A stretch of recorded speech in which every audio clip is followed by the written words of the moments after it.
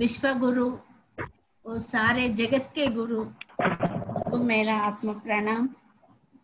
सभी pyramid masters Chhattisgarh के मेरा आत्म प्रणाम। नेताजी को पहला बोलना, वो कल आज सेशन के लिए मुझे बुलाई थी।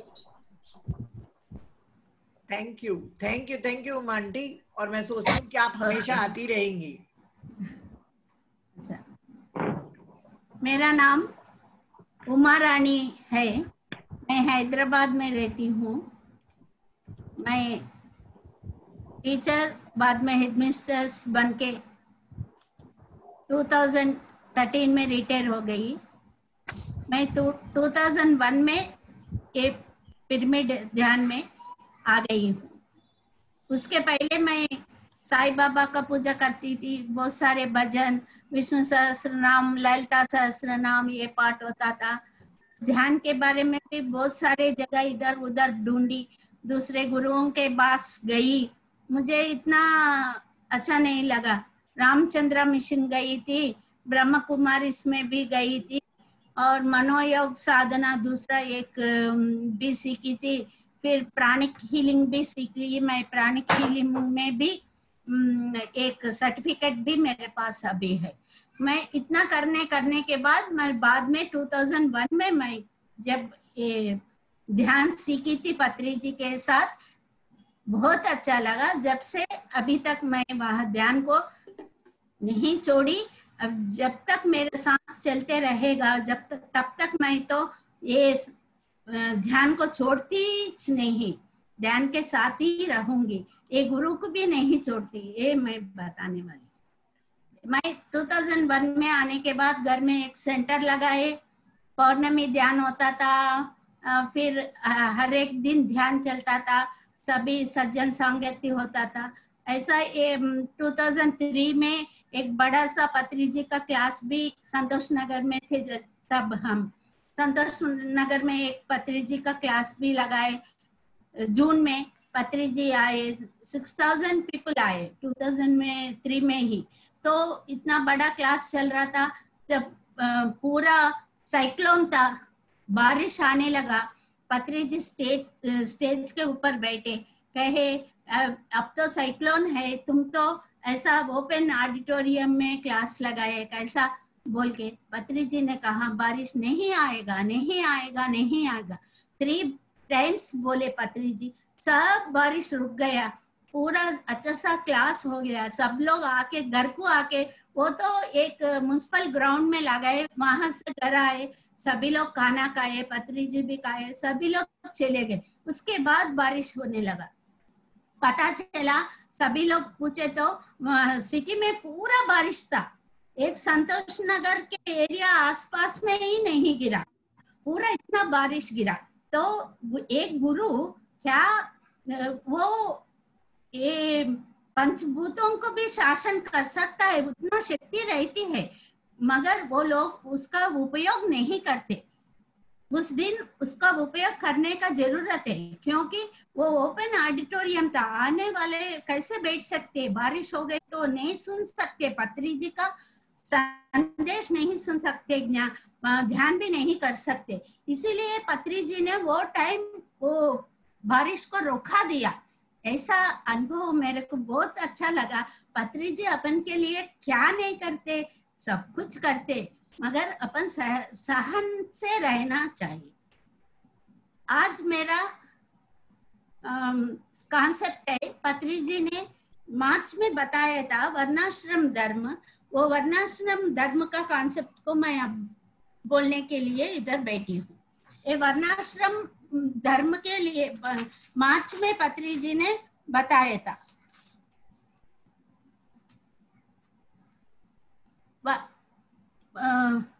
पत्री जी ने कहे थे अपना हिंदू जाति है, अपन हिंदू है। फिर बताया अपना तो एक जाति नहीं है, हिंदू कास्ट बोले तो, हिंदू बोले तो एक जीवन विधान है, ये जीवन विधान का है, एक तत्व है हिंदुइज्म। हिंदुइज्म एक तत्व है, एक जीवन विधान है। ये कहने के बाद वो वर्णाश्रम धर्म के बारे में बताया था। वर्ण 4 होते हैं, आश्रम भी 4 होते हैं। ये वर्णाश्रम धर्म पत्री जी बताने के बाद वहां कहाँ से आया है वर्णाश्रम धर्म, मैं ढूंढते गए तो मुझे वो उसका मूल कहाँ मिला, वेदों में मिला। अपना वेद क्या है अपने को पता है, सभी लोगों को 4 वेद है, ऋग्वेद, यजुर्वेद, सामवेद, अथर्वण वेद। ये पूरा ब्रह्मा जी मुंह से आया हुए है, ये तो लिखित रूप में वेद नहीं है। ये वेद एक से एक ऐसी मौखिक ही बांटा जाता है, वेद का लिखित रूप में तो नहीं है। वेदों में सभी कुछ बताया गया, वो ब्रह्म विद्या सब उसमें है, और अपना हेल्थ के प्रॉब्लम्स के लिए वैद्य विधान भी वेदों में है। सामवेद संगीत ज्ञान के लिए है, और अधर्मण वेद तो ये एटॉमिक एनर्जी के बारे में, जब भी वो लोग एटम बम कैसा बनाना, आवाज जहाज कैसा बनाना, सब कुछ एटॉमिक एनर्जी का बारे में वो सब अधर्वण वेद में लिखा हुआ, वो बोला गया, उसमें से ही निकाल के सब कुछ फिर उपांगों में उपवेद में लिखे।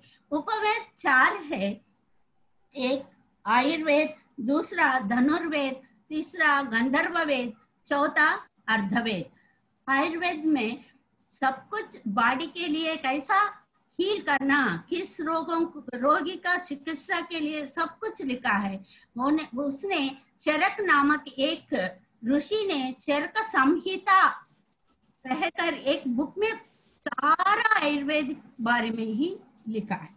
बाद में धनुर्वेद कहे तो वो शस्त्र विद्या, सर्जरी के बारे में है, और राजधर्म कैसा करना, राज का धर्म क्या होता है, वो भी वो धनुर्वेद में लिखा है।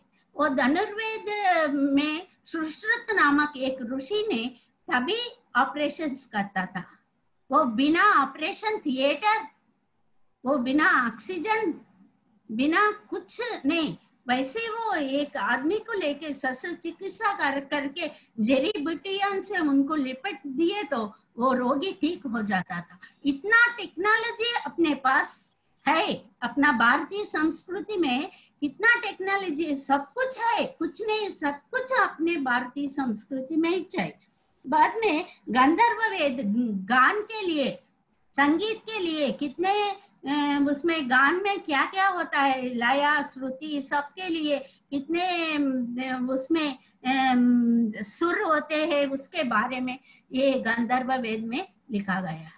बाद में अर्धवेद का मतलब है वो आर्थिक व्यवस्था, फाइनेंस कैसा रहना चाहिए, व्यापार क्या क्या व्यापार करना, कैसा करना, व्यवसाय के बारे में भी अर्धवेद में लिखा गया है। उसके बाद वेदांग है, वेदांग 4 है, उसमें व्याकरण, शिक्षा, वो सब छंदस्सु, वो तो लैंग्वेज के परंपरा में है, लैंग्वेज के बारे में है, छंदस्सु, वो व्याकरण, वो सब लैंग्वेज में आता है। वो वह ने पाणिनि नामक एक ऋषि ने ये सारे कुछ लिखे थे। इसमें ज्योतिष भी वो वेदांग है। ज्योतिष तो अपन को पता चला, कितने ऊपर के पूरे गणन करके बताते हैं। अब तो टेलीस्कोप है, सब है, पूर्व काल में कुछ भी नहीं था। यहाँ एक पंडित ऐसा गणन करके ग्रहण आने वाला है, ग्रहण का कब ग्रहण होता, कब उसका विमोचन होता, वो काल एक निमिष भी इधर उधर नहीं होता, इतना वो बता सकता है। क्या कैसा पता सकता है, वो तो इतना ज्ञान, वो सब ये आंखों से नहीं, गणन करके नहीं, उनके तीसरे आंख से देखकर बताते थे। ग्रहण का समय क्या होता है, कब ग्रहण आता है, सूर्य ग्रहण कब है, चंद्र ग्रहण कब है, सब कुछ बताते। ऐसे ही उसके बाद वेदांग के बाद उपांग भी उसमें से ही आए, वेदों से। उपांग में तो बहुत कुछ है, उसमें तो योग शास्त्र भी उपांग में है।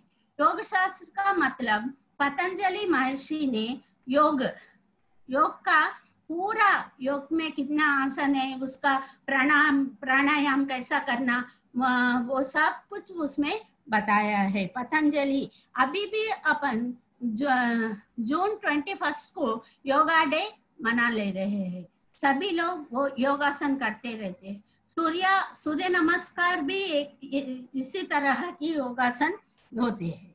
उसमें से ही अपने वेदों से ही उपनिषद भी निकल कर आए। 108 उपनिषद है, उसमें कठोपनिषद, प्रश्नोपनिषद, श्वेताश्वतर उपनिषद और मुंडकोपनिषद, प्रश्न उत्तर उपनिषद, बहुत सारे उपनिषद है। इसमें पत्री जी कठोपनिषद का उपमान बहुत बार लेते हैं। कठोपनिषद में नचिकेत नामक एक बालक रहता, वो 8 साल का रहता है। उनका पिताजी ने एक बार यज्ञ करके सभी लोगों को गोदान दे रहा था, गौ को दान में दे रहा था। तो वो गौ कैसे है, वो बिल्कुल स्वस्थ गौ नहीं है, वो दूध भी नहीं देते। कोई उसमें दान में ले लिया तो भी उसका उपयोग नहीं होता, गौ को वो ही खुद खिलाना पड़ता। उतना व्यर्थ गौओं को दान में दे रहा था नचिकेत के पिता। तो नचिकेत को बहुत दुख हो गया, पिताजी ऐसा दान में नहीं देना, अच्छे गौओं को देना। नहीं सुना उनका पिताजी। तो नचिकेत ने कहा दिया, मुझे किसे दान में दे रहे हैं कहकर पूछे तो उन्होंने गुस्से से कहा दिया, तुमको मैं यमधर्मराज को दान में दे रहा हूँ, यमधर्मराज को दान में देता हूँ कहे तो नचिकेत जल्दी वहां से चल पड़ा और यमलोक चले गए। नचिकेत यमलोक जब पहुंचा, वहां यमधर्मराज नहीं था, वहां बाहर किधर गया कि वो 3 दिन तक नहीं आया। ये छोटा बालक वहीं बैठा था, बिना कुछ खाना पीना वैसे बैठा था। यमधर्मराज आके देखे तो इतना छोटा बालक इतना बैठ गया। वो पूछा, क्यों आए? मेरा पिताजी आपको मुझे दान में दिया है, तुम स्वीकार करो मुझे बोल के नचिकेत बोले। तो यमधर्मराज इतना खुशी होके उसको उधर बिठा के उसको आत्मज्ञान ब्रह्म ज्ञान के बारे में बताया था। तो वो ध्यान करके वो नचिकेत एक ब्रह्मज्ञानी बन गया। वो ये उदाहरण लेते हुए पत्री जी बहुत बार कहते हैं, तुमको क्या हुआ, इतने बड़े लोग बन गए। नचिकेत देखो 8 इयर्स में ही वो ब्रह्मज्ञानी बन गया, तुमको क्या हुआ बनने के लिए कहकर ये उदाहरण के लिए नचिकेत का उदाहरण बार बार लेते हैं पत्री जी। उसका मतलब हम सब भी ध्यान इतना निष्ठा से करना, उसके करने का मन से करना, और कुछ पाने के लिए करना, अपना लक्ष्य को अपन पाने के लिए जरूर अपन ध्यान करना ही है। ये है। उसके बाद में देखे तो उसमें चतुर्विध पुरुषार्थ भी वेदों से ही मिला है। ये चतुर्विध पुरुषार्थ सभी लोगों को पता है, वो धर्म अर्थ काम मोक्ष, ये 4 को चतुर्विध पुरुषार्थ कहते हैं। चतुर्विध पुरुषार्थ में पहला धर्म अर्थ काम मोक्ष 4 होता है। पहला वाला धर्म, ये लास्ट वाला, पहला वाला इधर का धर्म, इधर का मोक्ष। ये मोक्ष पाने के लिए बीच में 2 है। क्या है? एक काम है और अर्थ है। काम का मतलब इच्छा अपना डिजायर, वो डिजायर्स कैसा रहना। अर्थ का मतलब मनी फाइनेंस। ये 2 ठीक है ना, ये मोक्ष मिल जाएगा। ठीक कैसा? अपना डिजायर्स कैसा रहना चाहिए। डिजायर्स अपना डिजायर सबको होना चाहिए, डिजायर्स रहना, फिर भी वो धर्म से जुड़ा रहना वो डिजायर्स। फिर अपना कमाते पैसे फाइनेंस, वो भी कैसे होना है, धर्म से जुड़ा होकर रहना। इसका मतलब क्या है? अपने पास एक भवन है, एक घर है, एक घर बना लिए है, कैसे बनाए, उससे पैसे कहाँ से आए? अपन धर्म मार्ग से अपन उसका पैसों का व्यापार से धर्म मार्ग में लेके ही वो घर बना लिया तो वो धर्म से बना हुआ घर होता है। अगर अपन एक व्यक्ति के लिए कुछ काम करने के लिए वो तोहफा में कुछ पैसे ले लिए ना, 4 लाख 5 लाख ले लिए, एक व्यापारी को कुछ देने के लिए, नहीं तो एक लाइसेंस देने के लिए, कुछ कंस्ट्रक्शन के लिए लाइसेंस देने के लिए, किसके लिए पैसे मांग के लिए, तो वो धर्म के हिसाब से वो धन अधर्म धन ही होता है। वो धर्म से वो कमाए सो धन नहीं होता। जब हम ये डिजायर को और फाइनेंस को धर्म के जुड़े हुए होते हैं, जरूर अपन मोक्ष पाते हैं। ये धर्मार्थ काम मोक्ष का अर्थ यही होता है। अपना सब कुछ रहना, इच्छा रहना, अपन घर के लिए अपन को इच्छा रहना, अपन को कितना है, अपने पास कितना ये रोटी बनाने के लिए अपने पास कितना है गेहूं का आटा, उतना ही रोटी बना ले। अपने पास इतना आटा लगा के इतना बड़ा रोटी होना बोले तो कहाँ से आएगा? ये सब कुछ हमें कैसे पाते हैं? अपना पूर्व जन्म के अनुसार ये जन्म आता है। ये जन्म में एक गरीब रहता है, एक अमीर भी रह सकता है। क्यों ऐसा हो? अपने पूर्व जन्म के ऊपर ही ये जन्म आधारित है। ये समझ गए तो हम अपन खुशी से रहते हैं। कब समझते? अपन कर्म सिद्धांत को सीखे तो समझते, ध्यान करे तो ही अपन कार्य कारण संबंध समझकर, हाँ मैं जब वैसा करी थी अगले जन्म में मैं दूसरों का पैसों को लूटी थी, इसलिए मेरे पास एक जन्म में पैसे नहीं है। तो अपन क्या करते? वो एक्सेप्टेंस ही आ जाता है। ध्यान करने से क्या होता है?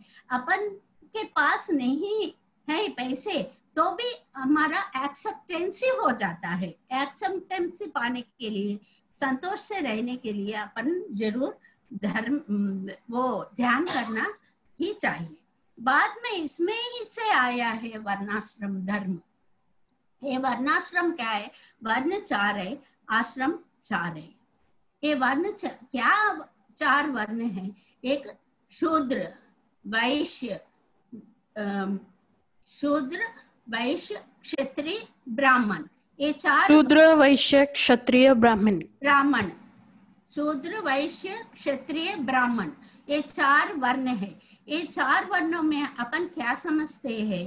पहला शूद्र कहे तो जो बार्बर है, वो हेयर कटिंग करने वाला, वो धोबी कपड़े धोने वाला, फार्मर वो धरती को ये उगाने वाला, ये सब वैश्य समझते हैं। शूद्र कहे तो वो जो व्यापार करते ना, उसको शूद्र वो व्यापार वैश्य समझते।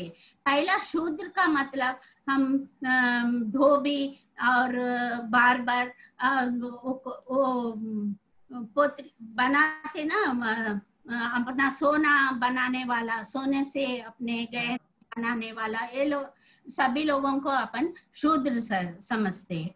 पत्री जी का मतलब से शूद्र का अर्थ जो लोग बॉडी से मिले हैं, बॉडी ही मैं समझता हूँ वो शूद्र है, कहे पत्री जी। शूद्र का मतलब जो ये वृत्ति ऑक्यूपेशन से नहीं लेना, वो ऑक्यूपेशन है। हम क्या समझते हैं? हमारा कास्ट बोले तो पहला उसका वृत्ति से ही कास्ट आ जाता है, वैसा नहीं। जो बॉडी ही मैं समझता हूँ वो लोग शूद्र है। दूसरा वैश्य, वैश्य का मतलब बॉडी प्लस मन, बॉडी भी रहता है मन भी रहता है, वो लोगों को वैश्य कहना चाहिए। तीसरा क्षत्रिय, क्षत्रिय का मतलब है बॉडी प्लस माइंड प्लस बुद्धि, ये 3 जो लोगों को है वो लोग क्षत्रिय है। फोर्थ ब्राह्मण, ब्राह्मण का मतलब बॉडी प्लस माइंड प्लस बुद्धि प्लस आत्मज्ञान। जो आत्मज्ञान बने, ब्रह्मज्ञानी बने, वो ही ब्राह्मण है। जो लोग पैदा हुए धरती पे, उससे वो ब्राह्मण नहीं बन सकते। जो लोग ब्रह्म ज्ञान पाते हैं वो ही ब्राह्मण है। इसी तरह ये वर्णों का पत्री जी ने अपन को बताया था। पहला है शूद्र। शूद्र का मतलब जो खाता पीता सोता, उसको बॉडी का ही केवल मैं बॉडी हूँ समझता है, वो शूद्र है। केवल नेक्स्ट बॉडी और मन, मन बोले तो विचार, वो कैसा, उसको थोड़ा ये भी आ जाता है मन का।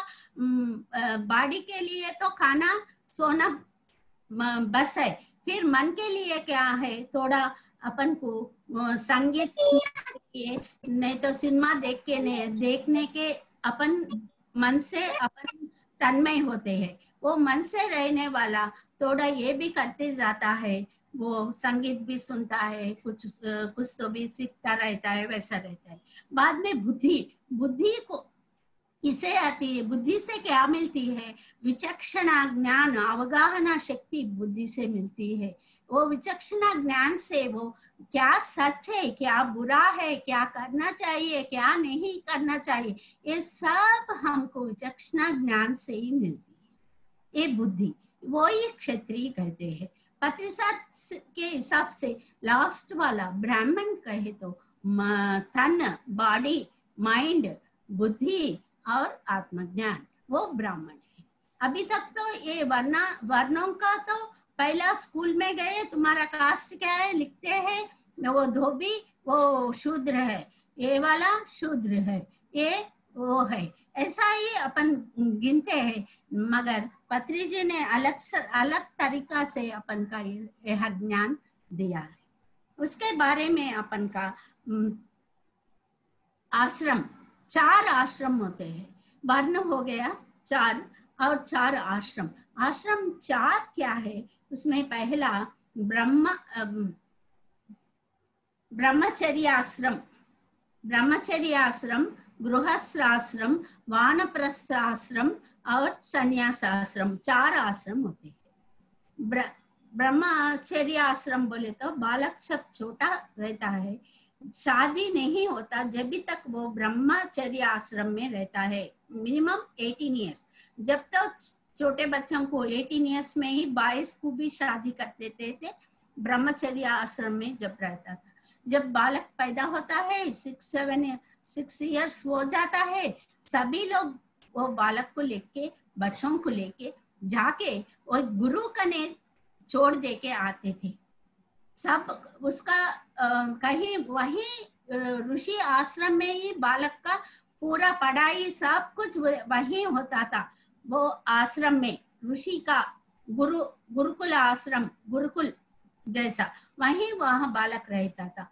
जब तब भी वो बालक का धन और पूरा और रिच का ये नहीं रहता था, सभी लोग वहीं छोड़ना ही पड़ता था। एक राजा है तो भी वहीं वो उनका बेटा को छोड़ के आते थे, फिर उनका पूरा पढ़ाई होने के बाद जाके वो गुरु को कुछ गुरु दक्षिणा देकर अपने बच्चों को अपने साथ लाते थे।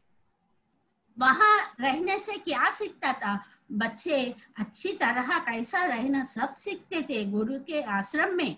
और सुबह उठकर स्नान कर कर वो वेद को, वो मौखिक तरह से वेद पढ़ाई होती थी, ज्योतिष भी पढ़ाई करते थे, काम भी सीखते थे।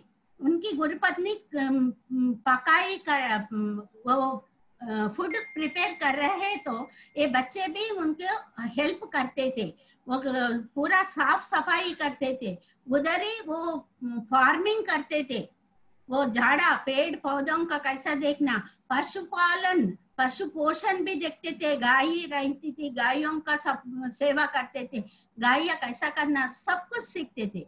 जो बालक का वो इंटेलिजेंस के हिसाब से उधर पढ़ाई चलता था।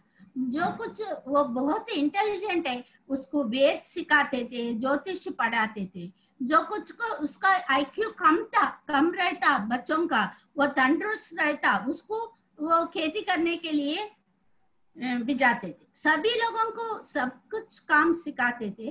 कोई वो वेद नहीं पढ़ सकते, उसका उतना ज्ञान नहीं है तो दूसरे काम। एक 18 ईयर्स आए तक एक बालक सारा काम सीख लेके बाहर आता था, ऐसा रहता था वो ब्रह्मचर्य आश्रम। अपना देखे तो श्री कृष्ण भगवान भी सांदीपनी गुरु के पास वो विद्याभ्यास करे थे। अपने श्री कृष्ण भगवान जब एक बार श्री कृष्ण भगवान और उनका भाई बलराम जी और उनका फ्रेंड सुदामा, वो तीनों को उनकी गुरुपत्नी ने अरण्य को जाकर, नियर बाय फॉरेस्ट को जाकर थोड़ा लकड़ी लाने के लिए कही थी। वो लकड़ियों से ही वो खाना पकाते थे ना, इसलिए तो श्री कृष्ण और बलराम और सुदाम, कुचेल भी कहते हैं, वो तीनों चल पड़े।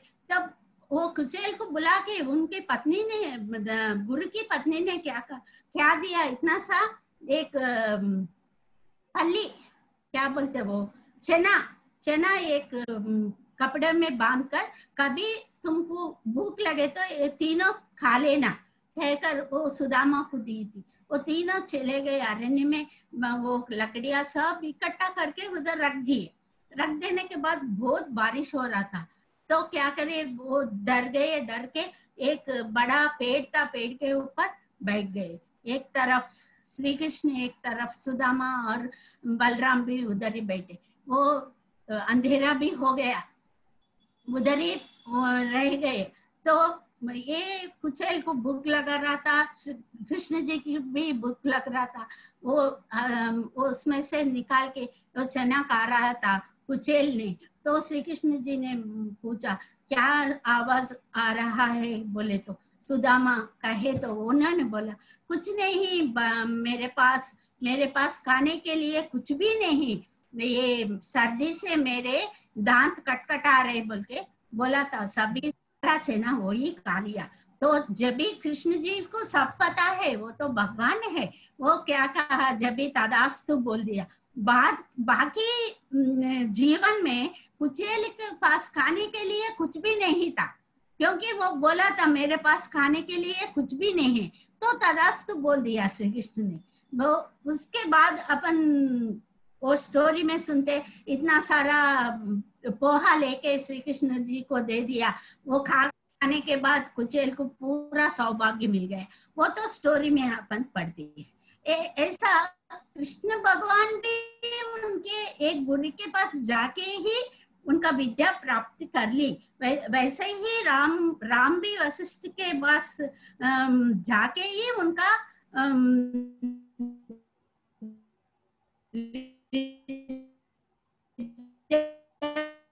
अभ्यास किया। जब ऐसा ब्रह्मचर्य आश्रम रहता था, उसका शादी करते थे, वो गृहस्थ जीवन में रहता। जब वो ब्रह्मचर्य आश्रम में रहते, तभी सुबह उठना, स्नान करना, जप करना, ध्यान करना सभी सीख लेते थे वहां। यहाँ घर को आने के बाद भी वो लोग ध्यान करते थे, जप करते थे, बड़ों को कैसा देखना, छोटों को कैसा देखना, वो मध्य मार्ग में रहते थे। 50 फिजिकल, 50 आध्यात्मिक, ऐसा चलता था गृहस्थ का जीवन भी।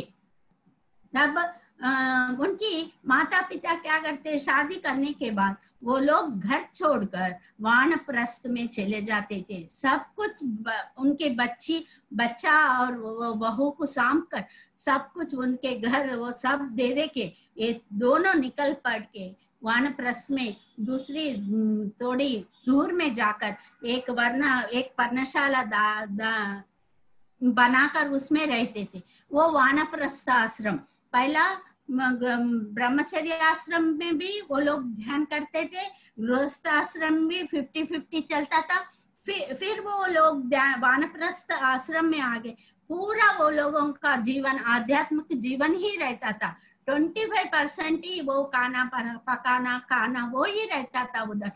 पूरा वो सदग्रंथ पढ़ते थे, वो ध्यान बढ़ाते थे, घंटे घंटे ध्यान करते थे, दोनों वाइफ एंड हस्बैंड। वो आजू बाजू भी वही लोगों का, सीनियर सिटीजन का एक ग्रुप बन जाता था, सज्जन सांगत्य भी हो जाता था। इसी तरह वानप्रस्थ आश्रम में वो लोग रहते थे। उसके बाद कुछ लोग आत्मज्ञानी बन जाते थे, ब्रह्म ज्ञान प्राप्त कर लेते थे, तब वो लोग संन्यास आश्रम स्वीकार करके बाहर निकलता थे, वानप्रस्थ से निकलकर कई कई ऋषियों का आश्रम रहते ना, वहां जाकर बच्चों को उनका ज्ञान देते थे, बच्चों को पढ़ाते थे। वहां जाकर वहां से गृहस्थ एक गांव को जाते थे, गांव में पूरा जनों को इकट्ठा करके इवनिंग एक सेशन के जैसा धर्म प्रबोध भी बोलते थे। उधर वानप्रस्थ सन्यासी बनकर बच्चों को, ब्रह्मचारियों को पढ़ाते थे, गृहस्थ को भी पढ़ाते थे। शाम में एक गांव गए तो 3-4 दिन वहां रुकते थे, सभी वो धर्म प्रबोध करते थे, उसके बाद वहां से चले जाते थे। अगर वानप्रस्थ के आश्रम के वाले मिले तो वो लोगों के पास भी वो सज्जन संगत करते थे। ऐसा 4 आश्रम का धर्म नियम प्रकार से चलता था। अपना धरती बहुत एक गोल्डन एज के तरह रहना, कुछ भी नहीं, सब कुछ शांति से रहते थे। ऐसा अपना हिंदू धर्म का तो एक अच्छा एक तत्व है, एक जीवन विधान था। ऐसा जीवन विधान चलते चलते क्यों ऐसा हो गया, अब तो पूरा बदल गया। सोचे तो एक कलयुग का प्रभाव, कली एंटर हो गया, कलयुग एंटर हो गया, तब द्वापर युग था, द्वापर युग के बाद श्री कृष्ण के टाइम पे द्वापर युग था, द्वापर युग के बाद कलयुग एंटर हो गया। कलयुग में कैसे रहते, एक से एक झगड़ते लड़ते ही रहते, उनका विचार पूरा अलग रहता, ध्यान भी छोड़ देते, ध्यान भी नहीं करते, मांस मध्य भी आ गया, ऐसा रहता। इसी समय अपना देश का संपदा देख के, अपना देश का दौलत देख के सारे लोग अपने भारत देश के ऊपर दंड यात्रा करने के लिए आए। वही मोहम्मद गोरी, मोहम्मद गजनी, तुर्क भी आए, बाद में ब्रिटिश वाले भी आए। ऐसा अपना संस्कृति पूरा बदल गया है वो लोगों आने से। क्या हुआ, वो लोग आगे अपने बच्चों को हम लेडीज को बचाने के लिए बच्चों का बाल्य विवाह आ गया। एक बालिका है, उसको विवाह नहीं करे, कोई देख लिया, तुर्क का सैनिक देख लिया, उठा के ले जाता था, इसलिए बाल्य विवाह आ गए, स्त्री विद्या बंद हो गई। पहले स्त्रियां भी पढ़ते थे, स्त्रियों को भी बहुत वो संस्कृत सब कुछ सीखते थे। स्त्री विद्या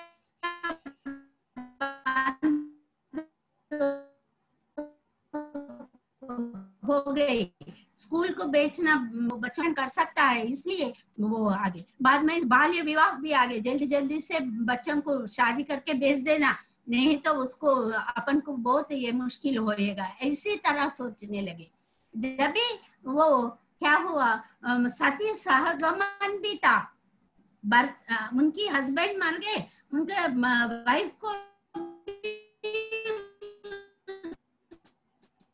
में आग में डाल देते थे, निकल गया। वहाँ अपना ब्रिटिश वाले भी बहुत ये कोशिश करे, अपना राजा राम मोहन राय वो सती सहगमन के लिए इतना लड़ाई करके वो छठ को निकाल दिया।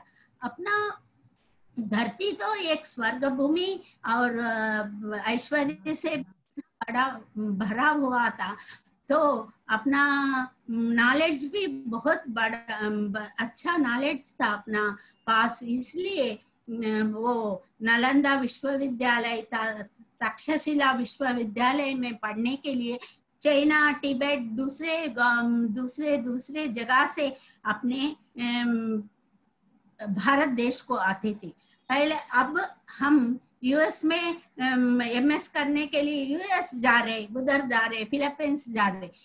पहला तो अपने देश को ही सारे दुनिया से लोग आते थे, अपने पास सब कुछ था, वो सब कुछ लूट लिए अपन, ऐसा हो गया। एक अलेक्जेंडर नामक ग्रीक देश का भी अपने के ऊपर वो विजय पाने के लिए आया, संपदा लूट लिया, वो जाने लगा अलेक्जेंडर। वो जाते जाते एक रास्ते में एक जगह वो रुक गया, तो पूछा वहां के लोगों को इधर देखने का क्या है विचित्र, तो वहां के लोग बताए थे इधर कुछ भी नहीं है महाराजा, फिर भी एक डायोजनीस नामक एक सन्यासी है, वो हर समय खुशी से रहता है, एक पेड़ के नीचे बैठ के रहता है, इतना ही है उसके पास। बोले तो वो क्या है ये, वो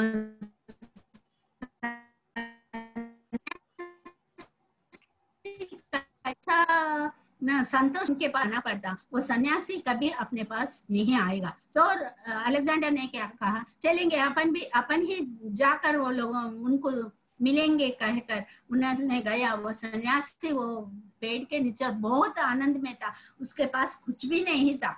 तो राजा ने अलेक्जेंडर ने कहा क्या है तुम्हारे पास, तो वो डायोजनीस ने कहा मेरे पास क्या है महाराजा, मैं तो खुशी से हूँ, मेरे पास आनंद ही आनंद है। तो अलेक्जेंडर ने बोला तेरे पास आनंद है, मेरा संपदा देखो, मैं कितना संपदा लूट के जा रहा हूँ, देखो। वो पूरे उनके संपदा पेटियों में लगा कर लेके जा रहा था। तो उन्होंने कहा मैं ये संपदा लेकर मेरे गांव को जाऊंगा, मेरे राज्य में जाकर मैं बहुत तेरे से भी खुशी से रहूंगा, बोल के अलेक्जेंडर ने वो डायोजनीस से कहा। तब उन्होंने कहा तुम गए तो ना, बोला क्या तुम तुम्हारा देश को पहुंचे तो ना, जब आनंद से रहेगा कह के बोला। अलेक्जेंडर को जब समझ में नहीं आया, फिर उनके राज्य के लिए चल पड़े। रास्ते में अलेक्जेंडर सिक हो गया, उसको बीमारी पड़ गया, उसको पता है मेरा हो गया, यहीं खत्म होने वाला हूँ, अलेक्जेंडर को पूरा पता चल गया। तो अलेक्जेंडर ने क्या कहा, उनके मंत्री को बुलाया, एक पेटी बनाओ मेरे शव को रखने के लिए, उसमें एक राइट और लेफ्ट दोनों साइड दोनों एक होल्स करो, होल्स में से मेरे हाथ ऐसा बाहर रखो, दोनों हाथ, राइट हैंड इधर लेफ्ट हैंड इधर, ऐसा रख के मेरे दोनों हाथ पेटी में से बाहर दिखना चाहिए सभी लोगों को। क्यों कहें तो अलेक्जेंडर द ग्रेट कहते हैं हम अपन अलेक्जेंडर को। अलेक्जेंडर का ग्रेट मरने के बाद कुछ भी नहीं लेके जा रहा है ऊपर, इसका मतलब वो है खाली हाथ अलेक्जेंडर ऊपर जा रहा है। अपन मरने के बाद क्या लेके जाते हैं, कुछ भी नहीं। इतना कमाओ, इतना ये करो, इतना घर कमाओ, इतना गाड़ियां कमाओ, इतना पैसे कमाओ, इतने गहने, कुछ भी नहीं लेके जाते। क्या लेके जाते, एक आत्मज्ञान, अपना पाप पुण्य, वही हम अपने साथ आता है। इसीलिए सभी लोग आत्मज्ञान बनना चाहिए, सभी लोगों को आत्मज्ञान बनाना चाहिए, अपन ध्यान करना चाहिए। इसका जरूरत कितना है, ये कहानी सुने तो अपन को इसमें बहुत समझ में आएगा। वो इसी तरह अलेक्जेंडर के स्टोरी भी पत्री सर बार बार कहते हैं। ये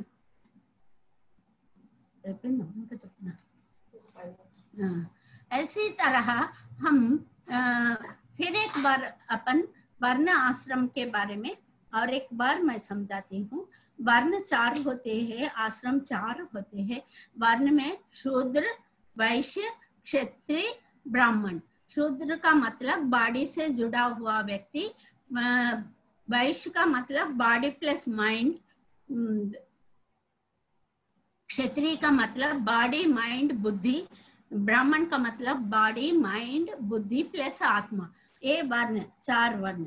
आश्रम क्या होते हैं, ब्रह्मचर्य आश्रम, गृहस्थ आश्रम, संन्यास, वानप्रस्थ आश्रम, संन्यास आश्रम, ये चार आश्रम होते हैं। 4 आश्रम में भी सभी लोग ध्यान करते थे, ध्यान के ही रहते थे। अभी पत्री जी ने क्या कहा, हम भी वानप्रस्थ, ये 4 को अपनाना, बच्चे घर में रहकर ही वो ध्यान करना, पढ़ाई भी करना।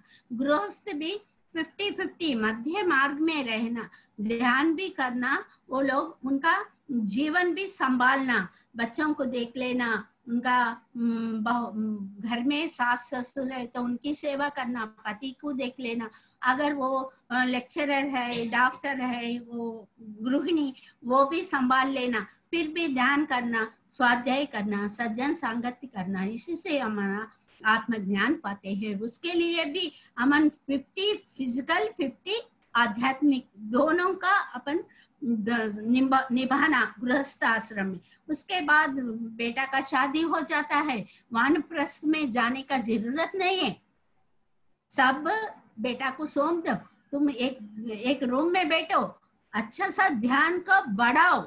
ध्यान पहला 1 आवर करते थे, 3 आवर करो, 4 आवर करो। वानप्रस्थ आश्रम ही घर में ही तुम्हारा वानप्रस्थ है। ऐसे संन्यास आश्रम, जब तुम आत्मज्ञानी बने, सब लोगों को बोलने के लिए इच्छा है, बाहर जाओ, एक क्लास करो, सभी लोगों को ध्यान के बारे में सिखाओ, आत्मज्ञान के बारे में बताओ, फिर से घर वापस आओ। सिर्फ तुम्हारा कपड़े बदलने की जरूरत नहीं है, तुम्हारा नाम बदलने का जरूरत नहीं है, कुछ भी नहीं, घर में ही रहकर सभी आश्रम का धर्म अपन पा सकते हैं, कर सकते हैं। यही पत्री जी का संदेश है। पहला तो एक आश्रम में गए, एक इसके पास गए, वो लोग क्या करते थे, उसका नाम बदल डालते थे। ऐसे नरेंद्र नामक विवेकानंद नामक नाम आ गया। उसी तरह योगानंदा, परमहंस योगानंद का नाम पहला मुकुंद था, उसके बाद योगानंद नाम आ गया। उनका कपड़े भी बदल जाते, काशाई वस्त्र पहनना पड़ता, ऐसा रहता। कोई गुरु उनका मुंडन करने के लिए कहते, वो सब कुछ रहता। अपना तो अपना सब कुछ कर रहे, बिना अपना नाम नहीं बदलते, अपन कपड़े भी नहीं बदलते, केवल अपन शाकाहार बनके अहिंसा मार्ग में, शाकाहार ध्यान, ये ये है अपना घड़ी के, ये दो हाथ में पकड़ते हुए अपन ध्यान करते हुए, शाकाहारी बनते हुए अपना जीवन ऐसा निश्चित रूप में चले जाता है। अपना लक्ष्य पाने के लिए इतना मुश्किल भी नहीं होगा, सब कुछ आत्मज्ञान बन सकते हैं। ये तो अब अपना धरती का भी ये शिफ्ट हो गया है, 3rd डायमेंशन से 5th डायमेंशन तक अब अपना धरती का शिफ्ट भी हो गया है। अब एनर्जीज भी बढ़ रहे हैं, अब श्री शक्ति का भी इधर आ गया है। श्री शक्ति का मतलब पत्री जी कहते हैं, श्री बोले तो केवल वुमेन नहीं, वो फेमिनिन एनर्जीज धरती पे आ रहा है। फेमिनिन एनर्जीज करुणा, प्रेम, सहकार भाव, परस्पर सहकारता, एक के ऊपर प्रेम से रहना, सेल्फलेसनेस, ये सब, स्वार्थ नहीं रहना, निस्वार्थ, ये सब आ रहा है। ये एनर्जी से अपन इजी अपन बदल कर अपन एक आत्मज्ञानी ब्रह्मज्ञानी तक भी पहुंच जा सकते हैं। पुनरपि जननम पुनरपि मरणम, वो कर्म, ये जन्म सिद्धांत, इसमें से भी निकलकर ये विमुक्त आत्मा बनकर अपन ऊपर चले जाते हैं। इस धरती पे हम आए हैं, सब कुछ करना, सब कुछ हमारा ठीक संभाल के अपना कार्यक्रम खत्म करके अपन एक कांति शरीर बनकर, लाइट बॉडी बनकर ही ऊपर जाना है। अपना वो ही रहना है। मैं एक विमुक्त आत्मा बनकर ये धरती को छोड़कर मैं ऊपर जाऊंगा, वो ही सब कुछ सोचे तो वैसे ही होगा। हमारा धरती भी बदल जाएगी। हम एक वॉरियर से, पत्री जी एक व्यक्ति नहीं, एक शक्ति है, एक महान है। वो शक्ति के साथ अपन कार्य करने के लिए आए, सो एक सोल्जर से सब कुछ पिरामिड मास्टर एक सोल्जर है। एक सोल्जर काम करे तो सब कुछ हो जाएगा। ये धरती भी हो जाएगी, ये युद्ध भी खत्म होता, इधर विजय भी प्राप्त करते। ये मेरा बोलते हुए मैं आज ये सेशन को बंद करती हूँ Nitaji. Thank you Uma aunty, बहुत बहुत प्यारा समझाया। मैं आप लोगों को बता दूं कि आंटी जी की पूरी लाइफ पत्री सर के मिशन के लिए डिवोटेड है। जब आप करताल जाएंगे, वहां पर 40,000 लोग रहते हैं, लोगों को रहने की जगह भी नहीं होती है, तब ये अपना पूरा घर खोल के दे देती हैं। हर कमरे में इनके 5-5, 6-6 लोग सोते हैं, उनको प्रेम से सुलाती है, सुबेरे नाश्ता कराती हैं, मतलब ये जितना सेवा करती हैं। और अभी पत्री सर के कॉन्सेप्ट को हिंदी में ट्रांसलेट करने के लिए कलकत्ता टीम को भी मदद कर रही हैं। तो उमा आंटी, लव यू, बहुत बहुत प्यार करती। मैं थैंक यू। तो पता नहीं क्यों मेरे को अपनी मम्मी याद आती है। अच्छा, मेरी मम्मी काफी कुछ आपके समान थी, मैं आपको एक दिन फोटो दिखाऊंगी। तो बहुत सब कुछ अच्छा मेरे बच्चे ही थे, सब कुछ मेरे बच्चे ही थे। पूरे पीएसएसएम क्या पूरे इंडिया के आपके हैं बच्चे। हाँ, मेरे इतने बच्चे हैं, मेरे को क्या है, मेरे इतने बच्चे हैं, मैं तो सब बहुत सौभाग्य हूँ, बिल्कुल बिल्कुल, भाग्यशाली। बहुत अच्छा लगा आंटी। मैं 2 मिनट इन लोग को थोड़ा समझाऊं, शायद थोड़ा सा इनको प्रॉब्लम अच्छा, नहीं हुए तो। अच्छा, हाँ, 2 मिनट मुझे हाँ, टाइम अच्छा, दीजिए। ओके। आंटी जी और पत्री सर के जो कॉन्सेप्ट हैं वो ये बता रहे हैं कि हम लोग जो जाति के नाम से वर्ण बांट दिए हैं, क्योंकि मनुस्मृति स्मृति में जो लिखा है मनु ने वर्णाश्रम को, हम लोगों ने बहुत ही उसको मतलब स्पेसिफिक कर दिया जाति से। अगर कोई बाथरूम साफ करता है या रोड साफ कर रहा है तो हम उसको शूद्र बोलेंगे, या नाई है, या जो भी है। और व्यापार जो करता है उसको हम वैश्य बोलेंगे। और जो भी ब्राह्मण के घर में पैदा हुआ है उसमें एक अहंकार आ जाता है कि मैं ब्राह्मण हूं। ब्राह्मण के घर जन्म लेने का अर्थ ये नहीं होता है कि आप ब्राह्मण हो। ब्राह्मण आपके ब्रह्म ज्ञानी होने से ही आप ब्राह्मण होते हो। पत्री सर वही बता रहे हैं कि जाति के नाम पे जो भी हमारे इंडिया में ये मिसकंसेप्शन हो गया उसको दूर करना चाहिए। किसी के घर में ब्राह्मण पैदा हो गया है तो वो जो आजकल पुराण करते हैं, कर्म कांड कराते हैं हमारे पास, जिनको सो कॉल्ड हम पंडित कहते हैं, वो ब्राह्मण नहीं है। वो सिर्फ एक तोते हैं जो अपने ग्रंथों को, अपने शास्त्रों को रट के हम लोग को सुनाता है, पूजा पाठ करता है, और हम सोचते हैं वो ब्राह्मण है। जैसे लिखा हुआ है कि पितृ अभी श्राद्ध आने वाला है तो उन ब्राह्मणों को दान करो। वो ब्राह्मण नहीं है जिनको आप दान कर रहे हैं। उससे ज्यादा अच्छा रहेगा कि आप वहां दान करिए जहां पे ध्यान का काम हो रहा है, जहां पे लोगों को आत्मा से जुड़ाने का काम हो रहा है। तो ये जितने भी रिचुअल्स हैं वो बेबुनियाद है। हमारे जो मेल पावर्स थे उस समय, जो उन लोगों ने ये सब लिख लिए पुराण वगैरह, और कैटेगरी बना दी कि जिनके घर में जो भी शर्मा त्रिवेदी, जो भी आप अगर होंगे ब्राह्मण घर के, काफी लोग हैं यहाँ पर, तो वो ब्राह्मण नहीं है। अगर कोई शूद्र के घर में भी पैदा होगा और वो ब्रह्म ज्ञानी हो जाएगा तो वो ब्राह्मण कहलाएगा। और वो जो आश्रम बताई हैं आजकल जोरबा के नाम पे, हम लोग जान रहे हैं कि आपको संसार में ही निर्वाण प्राप्त करना है। आपको वनप्रस्थ उम्र तक आने के लिए वेट नहीं करना है कि आपके बच्चों की शादी हो जाए फिर आप वन की तरफ मूव करो। नहीं, उस समय एनर्जी सबसे ज्यादा कम रहती है जब हम बूढ़े हो जाते हैं। सबसे ज्यादा एनर्जी होती है बच्चों को, फिर जवानों को। तो जितनी जल्दी हो सके ध्यान को वहीं से शुरू कर लेना चाहिए, और संसार में ही रहते हुए आपको निर्वाण प्राप्त करना है। तो वो जो आंटी ने बताया है बहुत ही खूबसूरती से, आप लोग बिल्कुल ध्यान रखिए। ब्राह्मण की जो मैंने आपको परिभाषा बताई हूँ वो पत्री सर और हमारे भगवान बुद्ध ने भी यही परिभाषा बताई थी कि ब्राह्मण वो जो ब्रह्म को जानता हो। इनकी एक और कहानी है ना आंटी, श्वेत केतु वाली, तत्वमसी श्वेत केतु, बहुत प्यारी है वो भी कहानी, किसी दिन और बताएंगे इनको। अच्छा, अच्छा। नचिकेता बताइए ना आंटी अगर बताएंगे। नचिकेता का तो मुझे मालूम है, और श्वेत केतु का भी मालूम है कि उसको बहुत, कि उसके पिता उसको ज्ञान लेने के लिए भेजते हैं गुरुकुल में, और वो जब पूरा ज्ञान लेके अपने घर में आता है तो रथ से जब उतरता है तो उसके पिताजी खिड़की से देख लेते हैं कि मेरा बेटा श्वेत केतु ज्ञान लेकर आ गया है। तो वो सोचता है उसका पुत्र की बहुत ही अहंकार से आता है, और पिता के पैर पड़ता है और कहता है कि पिता मैंने पूरे जितने शास्त्र थे, जितने पुराण थे, सबका कंठस्थ कर लिया है। तो बोले तूने कुछ भी नहीं पढ़ा, फिर जाओ। फिर वो श्वेत केतु जाता है गुरुओं के पास कि मेरे पिता कह रहे हैं कि जितना भी आपने मुझे पढ़ाया है वो पर्याप्त नहीं है। फिर उसको और गुरुओं के पास भेजते हैं, और जब उसको ब्रह्म ज्ञान होता है और वो वापस आता है, उसकी आंखें नीचे रहती हैं, क्योंकि वहीं पे जो उनके गुरु उनको ज्ञान देते हैं, ब्रह्म ज्ञान। बहुत लंबी स्टोरी है, आप लोगों को आराम से बताऊंगी कि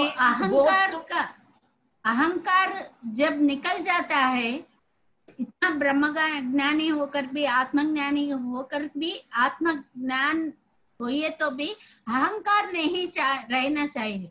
पहले बार श्वेत केतु में इतना अहंकार था, दूसरी बात सब कुछ वो छोड़ के आ गया, वो सरेंडरनेस में था, वो शरणागति तत्व आ गया जब उनका पिता उनको एक्सेप्ट कर लिया। हाँ, क्योंकि उनको जब वो ब्रह्म को जानने की कोशिश करते हैं तो उनके गुरु कहते हैं तत्वमसि श्वेत केतु, मतलब वही तुम हो, तुम भी वही हो, मैं भी वही हूँ। उनके ऊपर पूरी स्टोरी है, किसी दिन आपको पूरा बताएंगे। परंतु वो फिर श्वेत केतु जब आता है तो आंखें नीचे रहती हैं।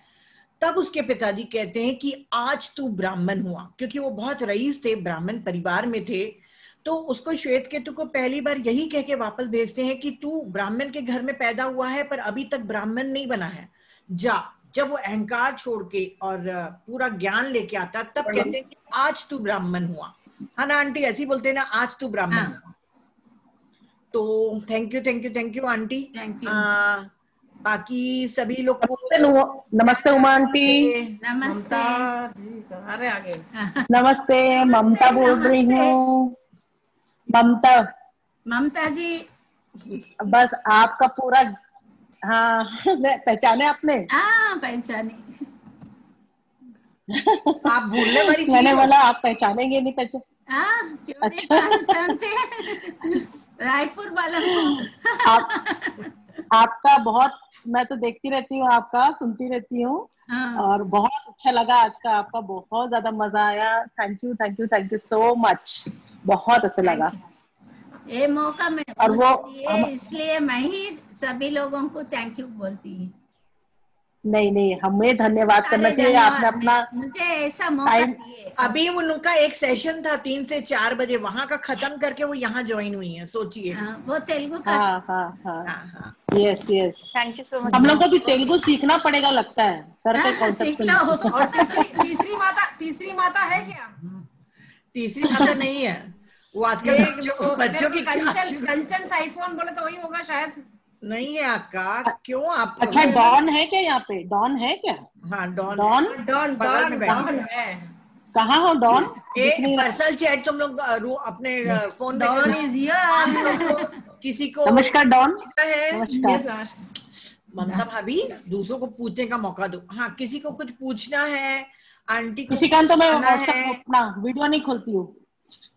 किसी को कुछ पूछना है, कुछ बताना है आंटी को, अपने वीडियोस ऑन करो, हैंड रेस करिए आप लोग। आंटी चली गई क्या? बैठी है हम।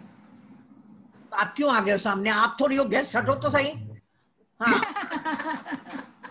किसी को कुछ पूछना है? हाँ मीना, पूछिए आप। हम आपका आंटी को दे देते बाबा। मीना हो गए हो तुम, अनम्यूट हो गए हो। हाँ बोलो। मीना मुझे बोल रही है, किसी और को बोल रही है? हाँ तुमको ही बोल रही हूँ मैं। हाँ तो नमस्ते सबको, मेरा नमस्ते।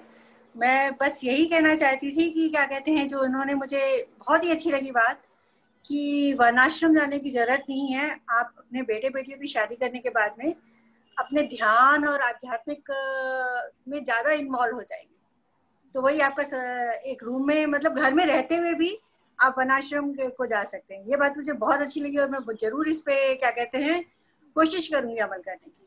अभी तक तो मेरे बेटे की शादी हुई नहीं है, परंतु मुझे ये बहुत ही अच्छा लगा। ये सच्ची बात है कि हम जबरदस्ती का बहुत ज्यादा इंटरफेरेंस करते हैं, पर अब आध्यात्मिकता में ज्यादा ध्यान देंगे और अपने को अलग से काट के, घर में ही काट के हम अपना वनाश्रम कर सकते हैं। इसलिए थैंक यू, मुझे बहुत अच्छा लगा ये suggestion. Thank you aunty. Thank you Meena. तुम्हें भी बोल सकते हो एग्जैक्ट। क्या वाइजैक? नीता योर सिस्टर ना? या हाँ। इनको कैसे मालूम पड़ा मैं आपकी बहन हूँ? मिली है ना मैरिज में तुमको, मीना, याद नहीं है? परन की शादी में। ओ गॉड, वो अच्छा अक्का भी आ गई है क्या? मैं हाँ। मेरी आंखों की रोशनी में को चश्मा उतार के देखना पड़ेगा पास से। हाँ, ओके, नमस्ते अक्का जी। हमारे ममता भाभी जिसको डॉन बोल रही थी, उसी को बोलते हैं हम लोग, डॉन। हाँ, तो मैंने असल में मेरा कैमरे में शायद लाइट इतनी अच्छी नहीं है, बहुत ही क्लाउडी है, तो मुझे वो नहीं पहचान पाई मैं। सॉरी। नो, नमस्ते अक्का जी। नमस्ते, आपको भी नमस्कार। हम भी नमस्ते ही बोलना था, इसलिए ऐसा बोल दिया था। अच्छा चलिए। नहीं, क्योंकि कल ही मैंने नीता को कहा था कि मुझे कोई स्पेशल अटेंशन नहीं चाहिए। मेंशन नहीं करूंगी। टेंशन दे रहे हैं? टेंशन कहाँ दे रहे हैं भाई? नहीं, मेरी बहन है तो मुझे थोड़ा अच्छा नहीं लगता। हम सब, अरे भाई, प्यार आ रहा है, मैं सबको प्यार करती हूँ। मैंने किसी तेरा प्यार है? मैं किसी को कम प्यार करती हूँ क्या? बताओ तो सही, कभी किसी को कम? चलो ठीक है, मुझे अक्का को मैं पहचान नहीं सकी, इसलिए मुझे आश्चर्य लगा कि कैसे पहचाने। चलिए ठीक है। प्यार भी ज्यादा ही रहता है उसको, गुस्सा भी। हाँ, सबसे बहुत ज्यादा प्यार है, इसीलिए तो वो उसको सब वही तो है, इसलिए उसको कुछ नहीं बोल सकते। नाउ फ्रेंड्स, और किसी को कुछ पूछना है? आंटी को भी चाय वाय पीनी होगी, जल्दी जल्दी पूछिए। रुचिका पटेल, आपने अनम्यूट किया है, पूछिए। Yes ma'am. हाँ, वीडियो ऑन करो। अक्का किसको देखे, मतलब आंटी किसको देखे? ब्लैक में रुचिका पटेल लिखा हुआ है। हाँ, यस। हेलो जी, हेलो। ये सुंदरता कुछ छुपाते रहते हो।